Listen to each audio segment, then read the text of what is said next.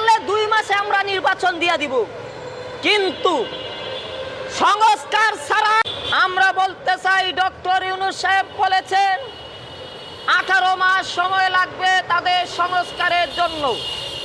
আমরা তাদেরকে 18 মাস সময় দিলাম, কিন্তু এই 18 মাস সময়ের ভিতরে কবে নাগাদ শ্রমিকের মজুরি 25 ঘোষণা হবে তা এদেশের অসহায় মজলুম জনতা, ছাত্ররা জানতে চায়। হাজার বছর ধরে অসহায় মজলুম শ্রমজীবী জনতা লড়াই সংগ্রামের মধ্য দিয়ে জীবন সংগ্রামে টিকে আছে। কোনো মতে জীবিকার তাগিদে কোন রকম খেয়ে পরে বেঁচে আছে। 3 বেলার জায়গায় 1 বেলা খেয়ে এই দেশের জনগণ এবং বিশ্ব মানব কোন রকম বেঁচে আছে। আমরা দলে উপদলে বিভিন্ন কমিটির মাধ্যমে পৃথিবীর মানুষ জনগণ ঐক্যবদ্ধ হয়ে মানব সেবার ব্রত নিয়ে এগিয়ে যাওয়ার লক্ষ্যে বিভিন্ন রাজনৈতিক দল গড়ে তুলি। আজকে মুক্তিযুদ্ধের পর 50 বছর পর আরেকটি গণ অভ্যুত্থানের মধ্য দিয়ে আমরা স্বাধীনতা পুনরুদ্ধার করতে পেরেছি, কিন্তু জনগণের অর্থনৈতিক মুক্তির কোনো পথ দেখতে পাচ্ছি না।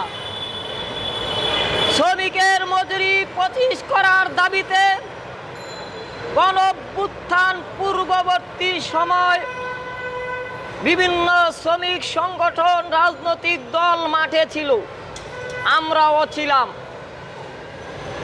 শ্রমিকের মজুরি 25 না করা পর্যন্ত এই দেশের শ্রমিক শ্রেণী, কৃষক, দিনমজুর, রিকশাওয়ালা, ভ্যানওয়ালা, দোকান শ্রমিক সহ নৌ পরিবহন শ্রমিক, মোটর শ্রমিক সকলেই নির্বাচনের বয়কট ঘোষণা দিলাম।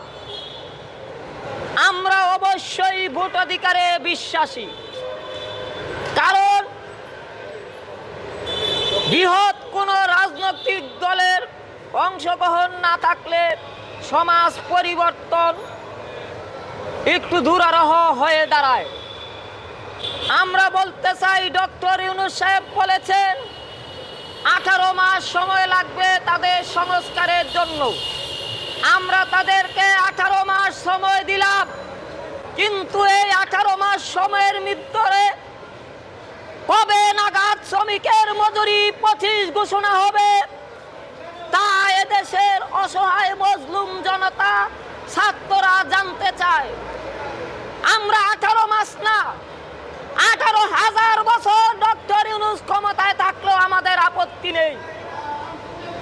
আমরা বৃহৎ রাজনৈতিক দল বিএনপি, জাতীয় পার্টি, জামাত এবং চরমোনাইকে বলছি, শ্রমিকের মজুরি 25 ঘোষণার আগে জনগণ নির্বাচনে অংশগ্রহণ করবে না।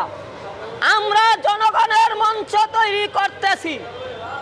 1.5 কোটি ফলোয়ার, 1.5 কোটি জনগণ জনগণের মঞ্চে সমর্থন করে আগামী নির্বাচন বিএনপি 3 মাসের ভিতর চায়, মানে বিএনপি নির্বাচন চায় 3 মাসে, আর জামাত চায় সংস্কার, আর আমরা জনতা চাই অধিকার।